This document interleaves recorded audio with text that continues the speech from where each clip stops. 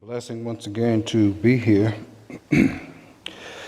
As we continue in our series, God's Answer to Our Unmet Need, we have been in the process of laying the foundation for this series. We are not ready to discuss the problems that we have in the world.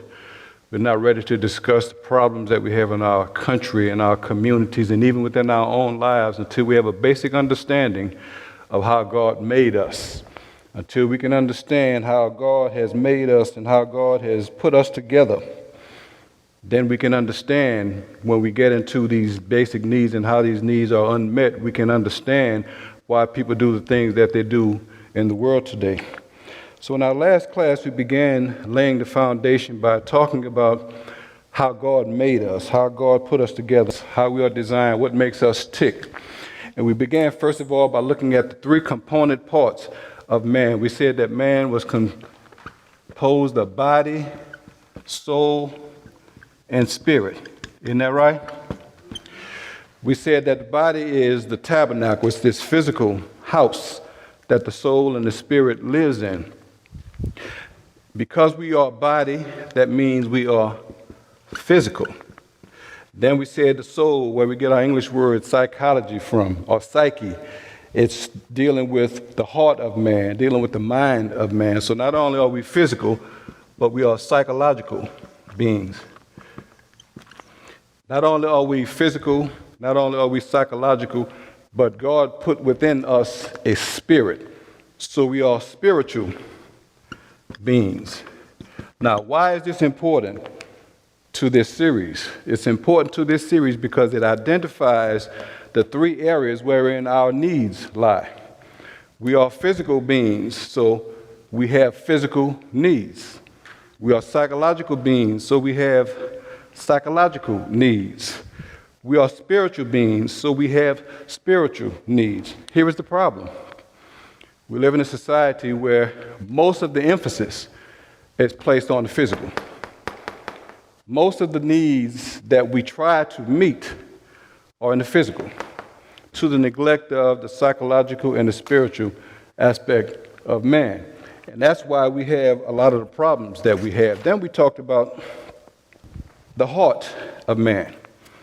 We showed from scriptures that the heart that the Bible talks about is that control center that regulates, that controls our intellect, our emotion, our will, and our conscience. That's important to this series because when you understand that everything that happens comes from the heart. Jesus said in Mark chapter 7, he talked about evil things and jealousies and hatred and envies and all of these things come from the heart. So when you understand the heart, then you understand the root cause of the human problem. The heart of the human problem is the problem of the human heart. If you get a person's heart right, you get that person right.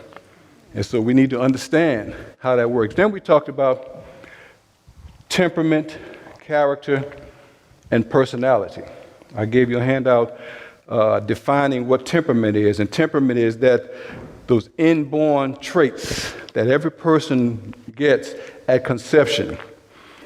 Through the gene pool, every person has a temperament that was given. And I listed those 4 temperaments, and it helps you to understand why you are the way you are. Some people are extroverts, that means they're outgoing, energetic, lively.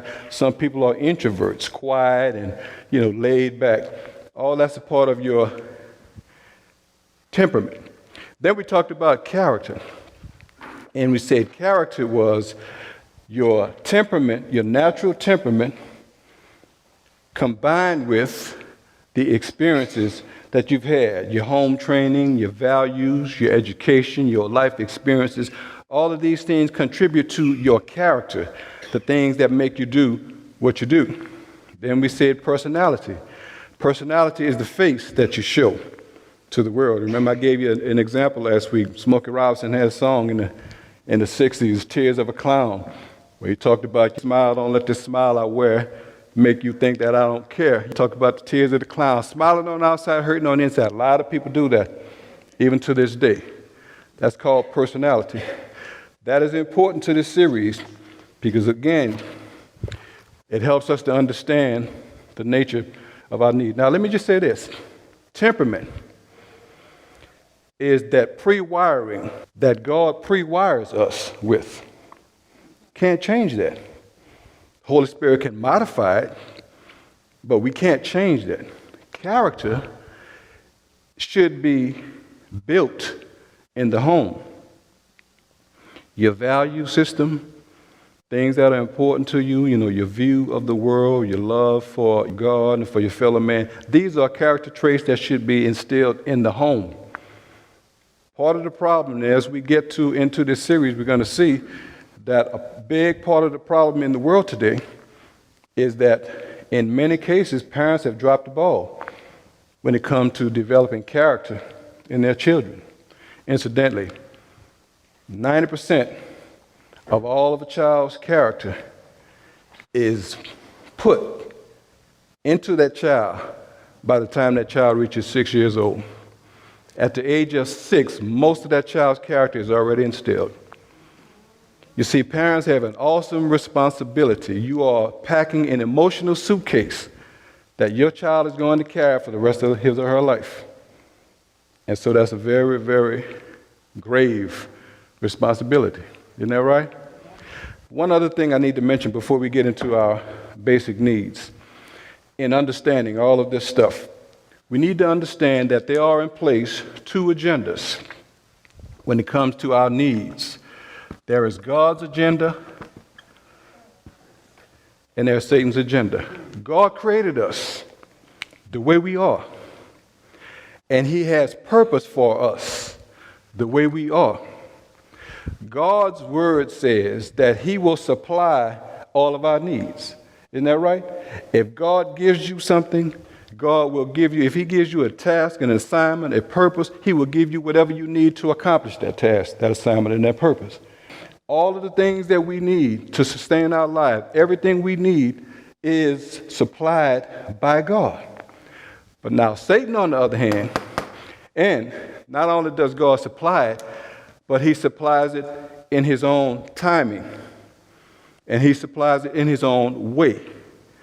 His timing is not always our timing. A lot of times we think God is late, but God is always on time. If we don't get it when we think we need to get it, it's because God didn't think it was best for us to have it at that time. But Satan's objective is to cause us to not rely upon God to supply our needs, to try and meet our needs, to try and supply our needs in our own way, in our own timing, and we get into trouble. Amen. Now, true, children that are brought up in their Christian home have an advantage, number one, because the foundation that's laid is a foundation that's according to God's blueprint. God has given us all of the information that we need to rear our children in the way that they grow up to be healthy and whole people and productive citizens of the world. You know, right?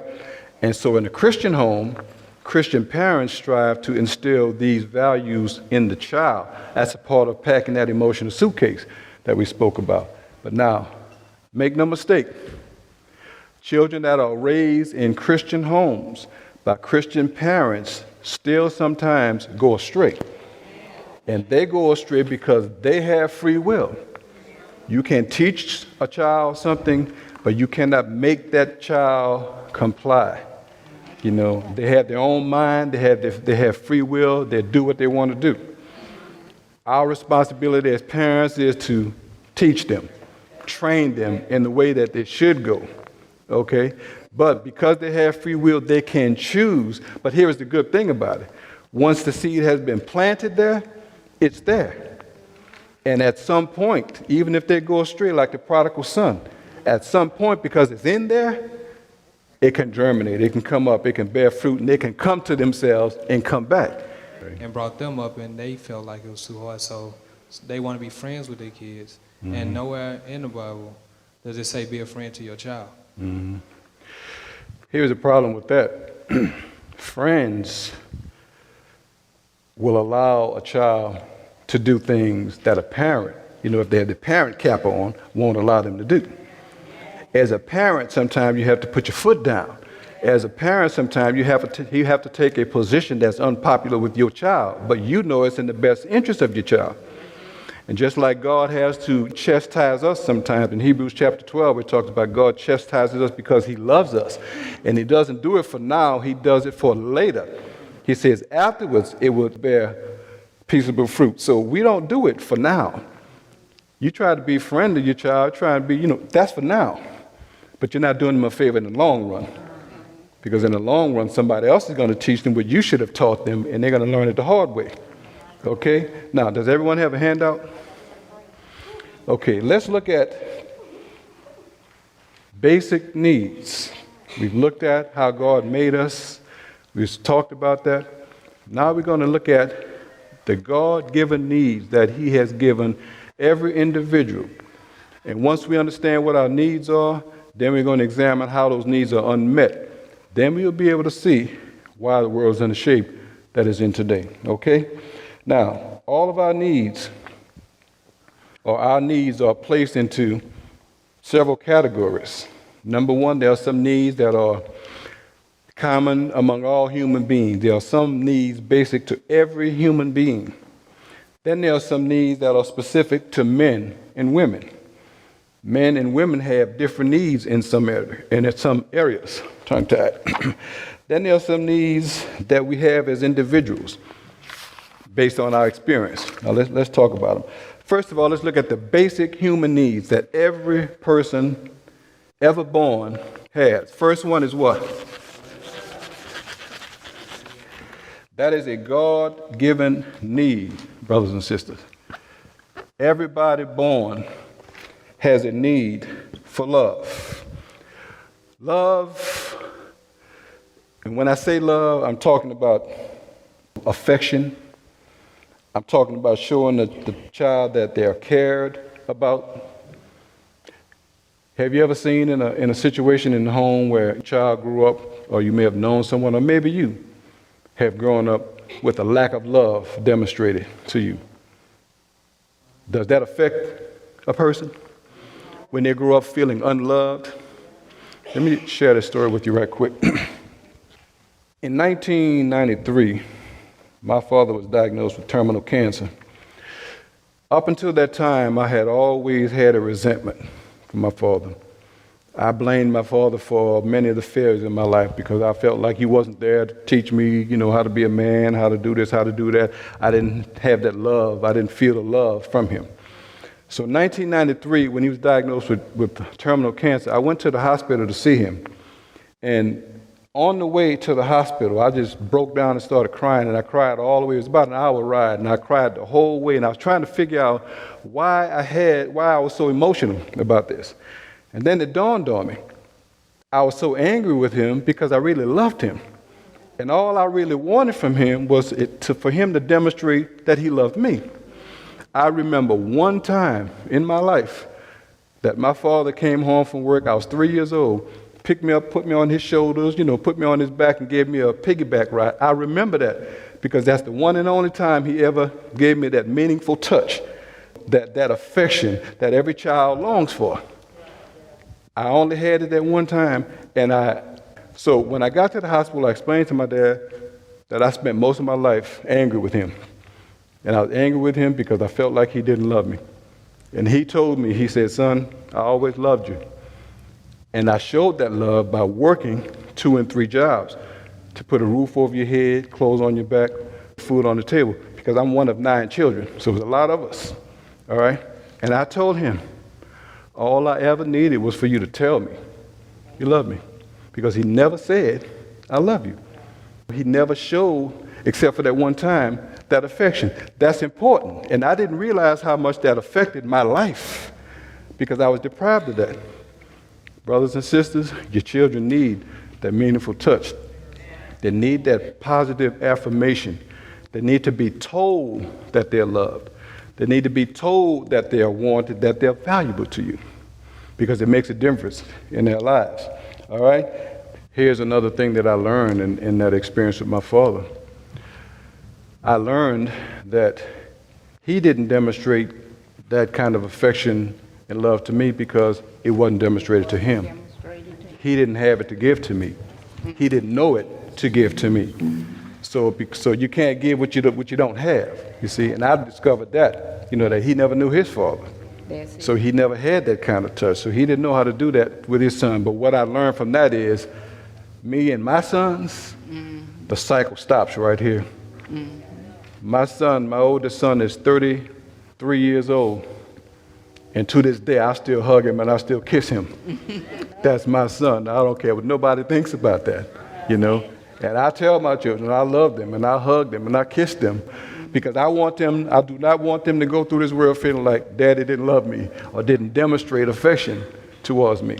Okay? Another basic need that we all have is the need to feel accepted. That is a God-given basic need. As I said earlier, every child needs to feel like he or she is wanted.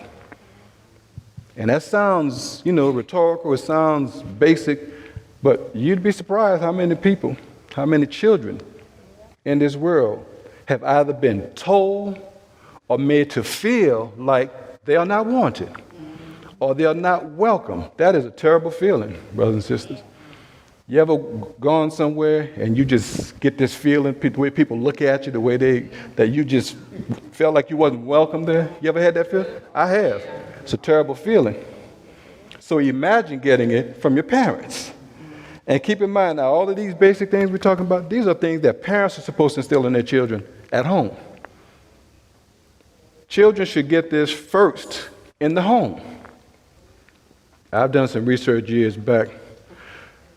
A lot of people who join gangs do so because they feel like they're part of something. They feel like they're wanted, like they're accepted. A lot of people who join gangs do so because, and I've heard them say, it makes them feel like a family, like they're part of a family. When you talk about love, I've heard prostitutes say the reason why they turned to prostitution was because they did not get the affection and love from their fathers. These are some very serious, it has serious implications and consequences when our children don't have these things, okay? The next thing, basic need that every human being has is a need to feel valuable, to feel of worth, to feel important, to feel significant. Every human being has a God-given need to feel that way. And when you tell your child you're worthless and you're useless and you're never going to be anything, and I didn't want you anyway, and you were a mistake, that has a very heavy toll on the psyche of a child, because eventually they will start to feel that way about themselves, and if you don't feel like you're worth anything, then anything you do doesn't matter. Security is another God-given need to all human beings. Every human being has a God-given right to feel secure. Emotionally, physically, spiritually, feel like their provisions are being made for them. Parents, that's your job. To make your child feel safe, to make your child feel provided for, to make your child feel protected. A child should not have to worry about where his next meal is coming from or having a roof over his head. Children shouldn't have to worry about these kind of things. But do you know there are a lot of kids who worry about these things? That's the parents' responsibility to worry about that. You see? Children should not have to worry about these things. Now, let's go to some gender-specific needs. Because, as I said, these basic needs all human beings have, but then there are some needs that are specific to gender.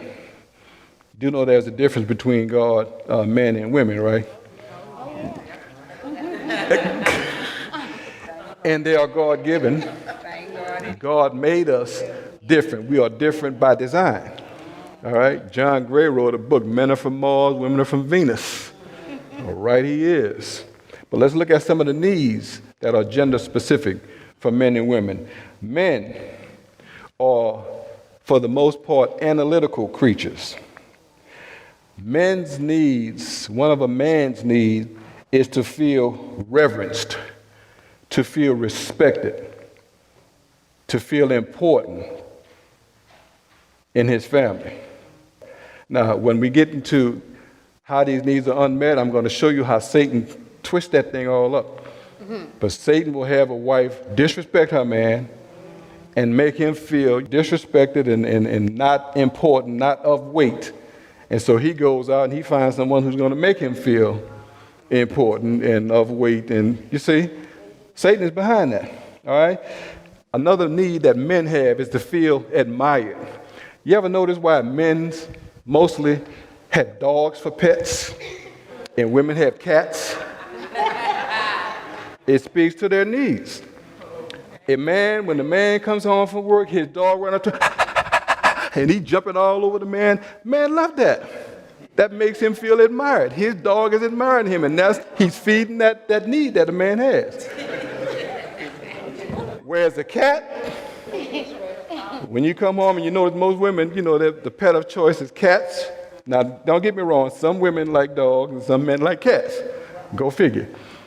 But for the most part, women like cats, and the reason why is because cat feeds that need that women have. Cat will come in and rub all up on you and purr and, just make you feel loved, Hey, God even put it in the animals to address our needs, okay?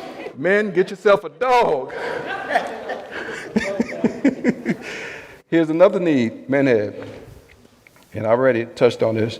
He needs to feel like he's important, all right? When you make your man feel like he's not important, or any man, doesn't have to be your husband, but when you're dealing with a man and you treat him as though he's not important, that's a problem. Sexual fulfillment is another need men basically have, stronger than women. See, husband and wife could be arguing all day long, fussing and fighting. Nighttime come around, man ready. You done forgot about all of that. Man, I forgot about all of that. He ready, Women are not like that. Women like, talk to the hand, get up off of me.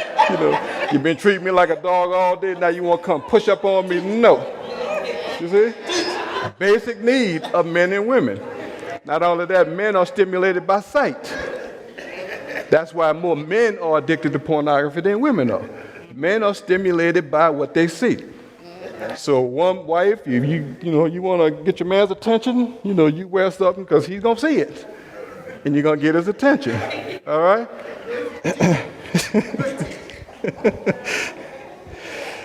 Recreational stimulation is another basic need of men. That's why men, they like to get together, they like to watch the ball game, and they like to, man thing. It's a man thing. When men get together, they want high five, It's a man thing. It's one of those things that men need, all right? Ooh, there's so much more here. Anyway, women's needs. Women are predominantly intuitive creatures. Men are analytical. They have to analyze everything. They have to see everything. They have to try and figure everything out. That's not the way women are wired.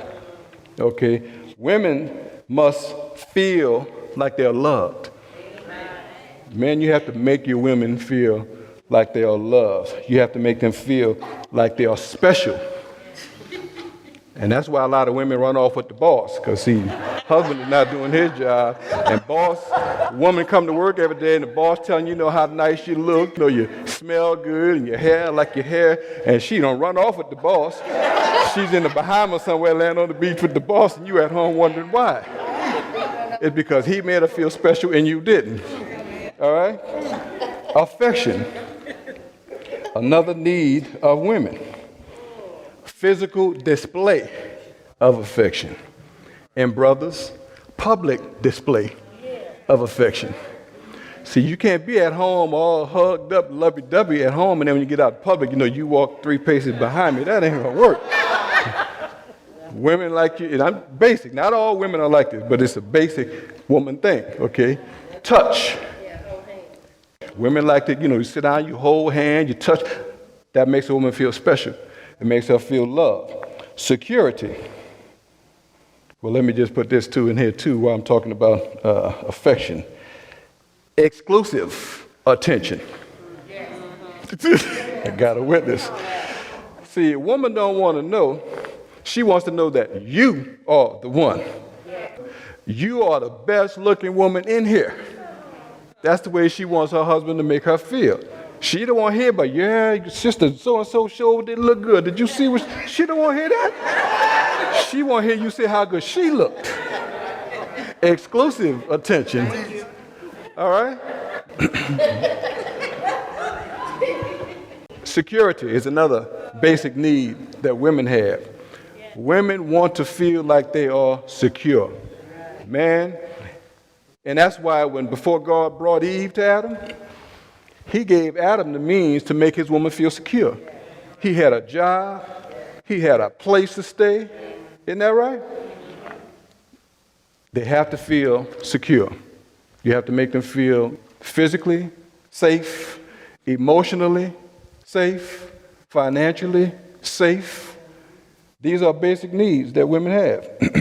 Communication. Conversation, brothers. Openness and honesty is another need women have. They got Patrick to raise his hand up on that one. Go ahead. I was going to say you might want to define honesty because sometimes her honesty is a little better than your honesty. No, speaking to the mic. Speaking to the mic. Because I'm recording this, so I need a record. I need a record of this.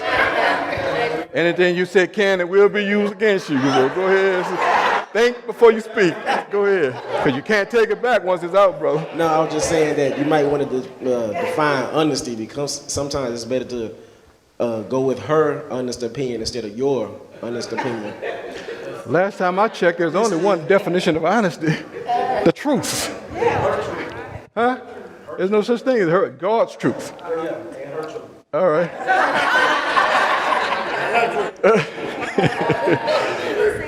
No, but see, women like men to bare your soul. I mean, tell me what's going on the inside of you. Don't have it all bottled up inside. When you're sitting there pouting and frowning, and then when she asks you, well, what you're thinking about, I don't want to talk about it. But yet, a few minutes later, you won't go jump in the bed with her after you done shut her down all day long. Open up, talk to your woman. All right, go ahead, bro. I understand the importance on verbal communication in relationships. Mm-hmm.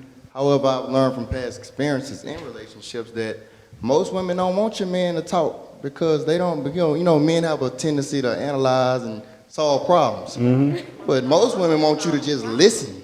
They don't want you to solve the problem because that's where the emotional side kick in and they just want to let it out. And when you go to trying to solve something while they're trying to let it out, they go off. And either way it goes, you lose. Well, see, so you got to break that down for them. That's another basic difference between men and women. Like you said, men want to fix it. They have the fix-it mentality. Whenever somebody comes to me with a problem, as you're talking to me, I'm already thinking about how can, we fix this. Solution-oriented. Sometimes, and brothers and sisters, this comes with experience. All right? Peter said, dwell with them according to knowledge. You need to know when to speak and when to listen. Sometimes they don't need you to fix it. They just need you to hear it. They just need to be able to vent it, to share it with you, to get it off of their chest.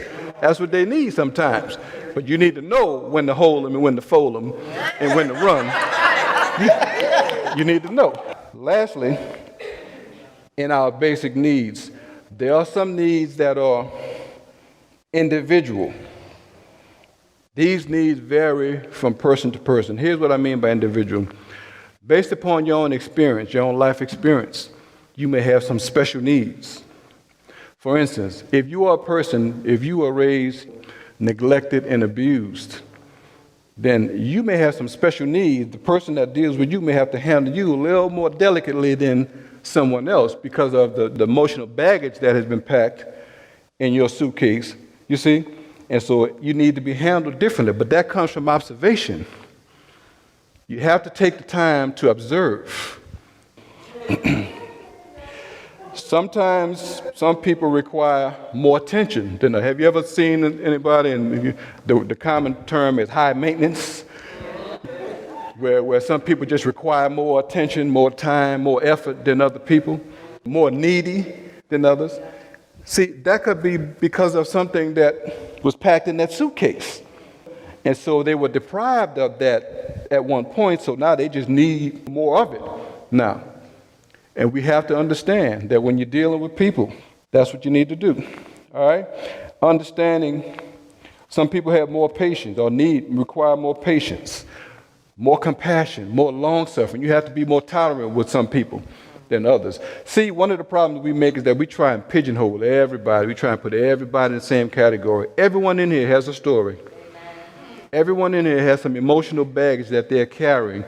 And the thing about relationships, whenever a man and a woman come together in a relationship, the man has a cart with all of his emotional baggage.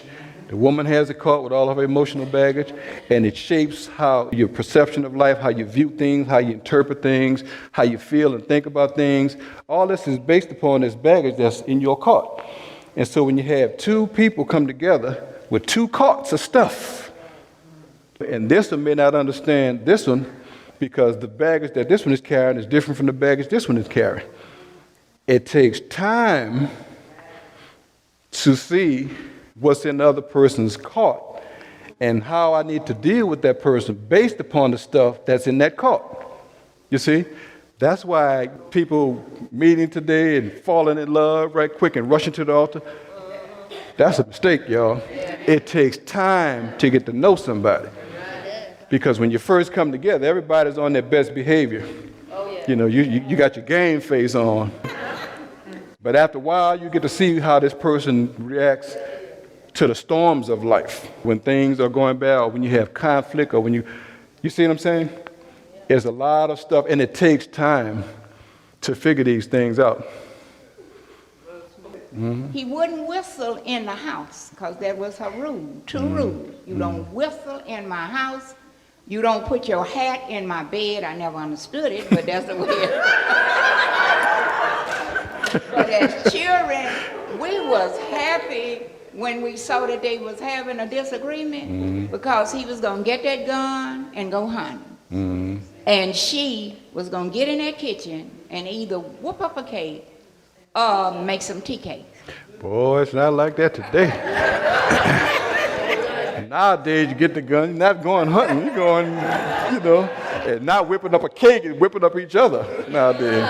But that's a good point, because as I said, when you have two different people come together in a relationship, 2 points of view, 2 perceptions, 2 ways of seeing things, inevitably, it will cause conflict. So you must learn how to resolve your conflict. You can disagree without being disagreeable. You don't have to fall out with each other because you don't see things the same way. I told y'all my primary temperament is melancholy. One of the characteristics of a melancholy temperament is moody. I'm a moody person. I don't mean, not soft like that, but I'm just talking about 1 minute I'll be in a good mood, next minute, boom, my mood done changed for no reason.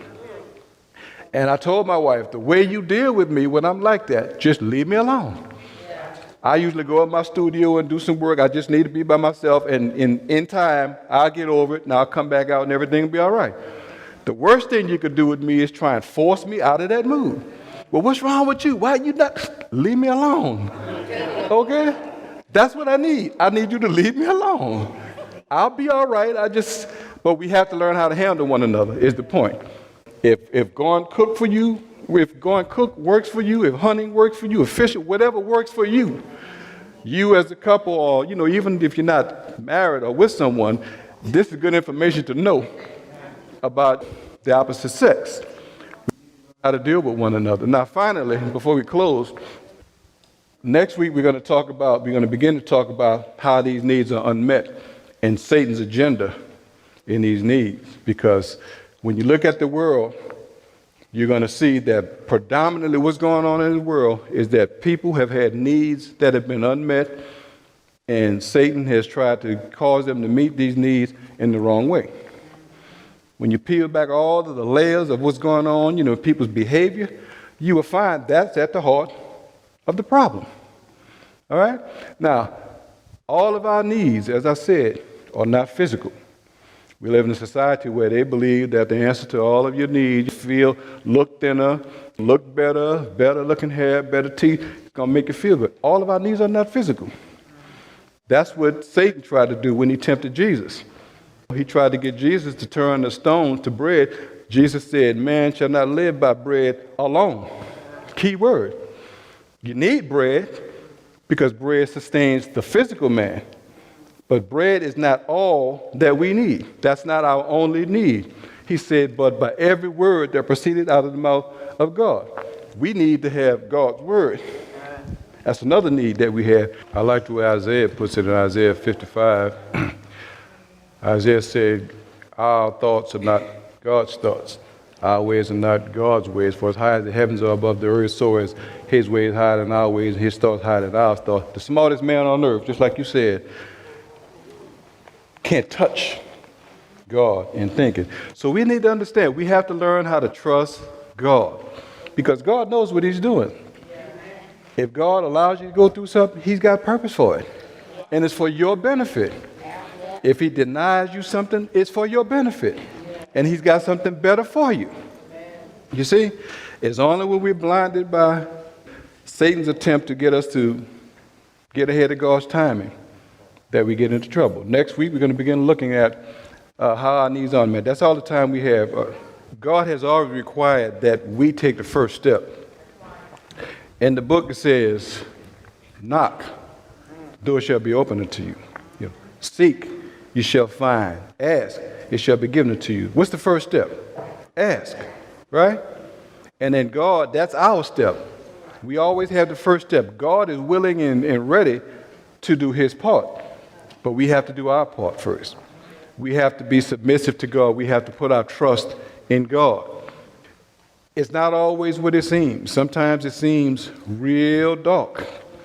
Sometimes because you can't see the door or you can't see the way out, you think there is no door or there is no way out. But if you be still and listen to the voice of God, one of my favorite stories in the Bible is the story of David and Goliath. Goliath was a man stood 9 feet 9 inches tall, a humongous man. I have a sermon entitled How to Conquer a Giant.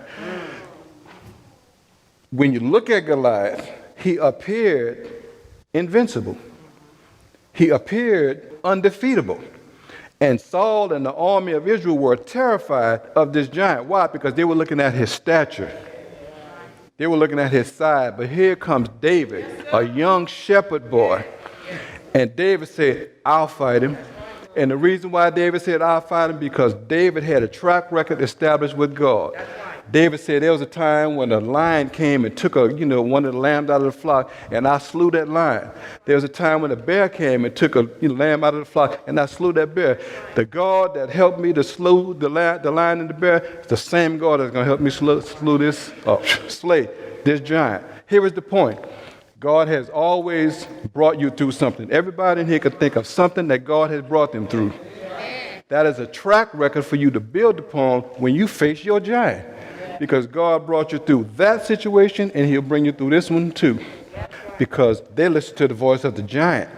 The giant said, send a man down here to fight with me. They listened to the voice of the giant rather than listen to the voice of God, who said, don't be terrified when you face your enemies, because I'm with you. They didn't listen to the voice of God. They listened to the voice of the giant, and they were terrified. We cannot look at the stature of our giants. We cannot listen to the voice of our giant. We have to listen to the voice of God, who said, I will be with you always. I will provide for you. I will protect you. I'm your shepherd. You have no reason